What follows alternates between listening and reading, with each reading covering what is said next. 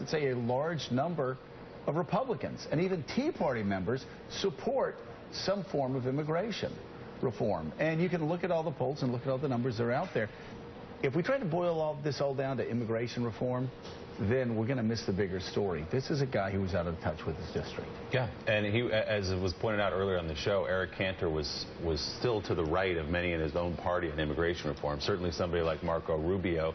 And Sam Stein, you have to look at every race. You have to look at Lindsey Graham, as Joe said. I mean, he was out there and he won in South Carolina, arguably much more conservative than Cantor's district. Sometimes it's about the candidate. I mean, there were very smart Republican strategists who've run winning campaigns over the years who said last night, you read on Twitter, guys, it's about knocking on doors, it's about serving your constituents, it's about being in your district. Let this be a cautionary tale. Yes. I mean, Joe sort of talked about this in the last hour, and I agree with it, which is that, you know, you have to have sincerity and belief in your positions. And I'm not saying this is the one unifying theory to explain why Eric Cantor lost and Lindsey Graham won, but I think it's a big one. Eric Cantor was for a variation of the DREAM Act. He continued to say that immigration reform was alive, but then he would send out mailers in his district and call himself the most anti-amnesty candidate in the race, and he would tar his opponent as pro-amnesty.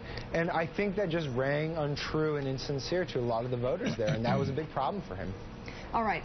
We've got Peter King in just a second, but Ron was saying this is a sign potentially of trouble for Republicans and Democrats. How so? What is the big picture? It's a trouble for both parties. Washington is out of touch.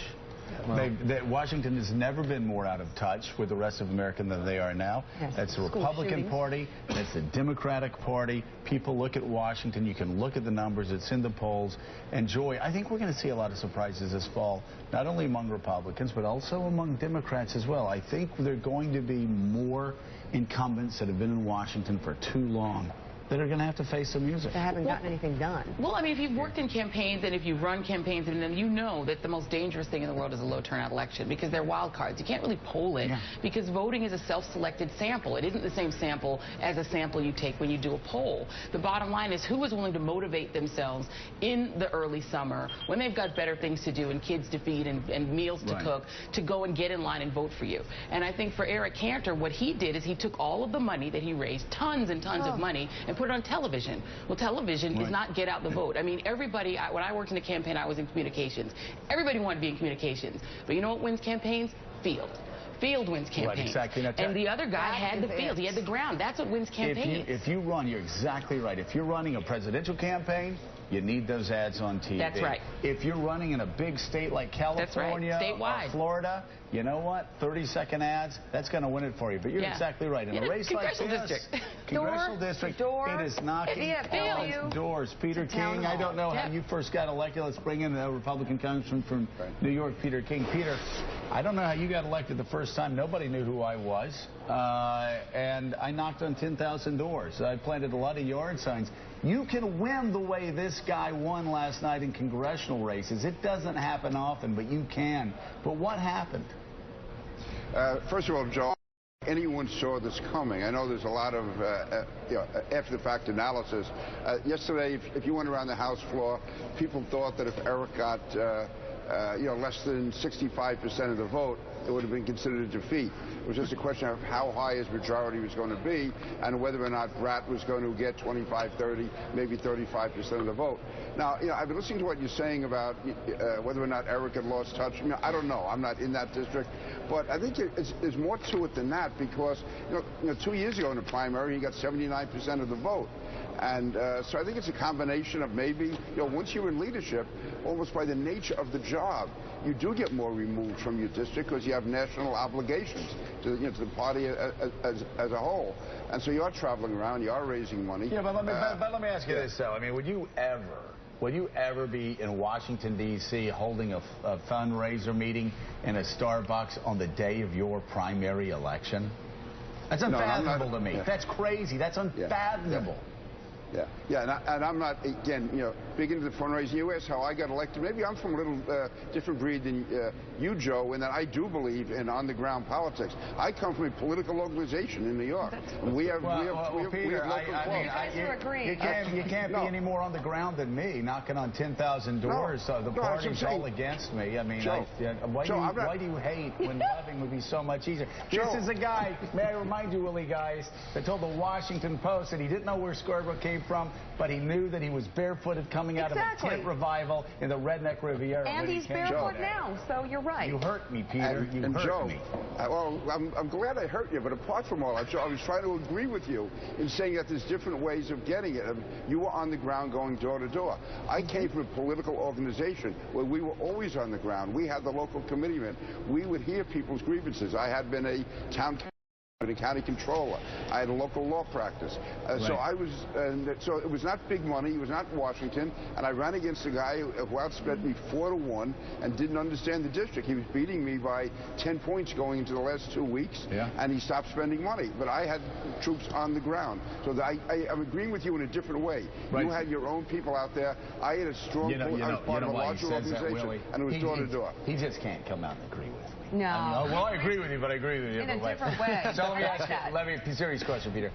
So what I'm getting at is, sure, you can't run campaigns in Washington. So you sure can't. You're exactly right. And there's different ways of doing it locally. You did it with your volunteers. I did it with my organization. Right. So let me ask you, Peter, a serious question. Is immigration reform dead in the House over the next year or two? My concern is that a lot of things are going to be dead and pushed to the side. I'm concerned that, for instance, the Ted Cruz supporters, the Rand Paul supporters are going to use this as an excuse to basically stop the government from functioning. I mean, thank God there is no debt ceiling vote coming up. Thank God there's not an opportunity to shut the government down over the next several months. Because I think we could get bogged down in those type issues. I don't see, if they were there, I think we're going to see basically a status quo over the next 6 months. Sam, and we'll see what happens in November. Let me bring in Sam Stein. Sam. Sure. Yeah, I mean, that was exactly the question I was going to ask, which is that two of the heresies that Cantor apparently committed was he voted to reopen the government and to raise the debt ceiling, which I think most people would logically say are obvious votes to take. So I'm wondering, I mean, you hinted at it, you said it, but how much of a rightward drift, or how much of a drift will your party take towards being completely opposed to President Obama on all grounds in the next couple months? Well, it's not even being opposed to President Obama. I mean, raising the debt ceiling, you have to do it.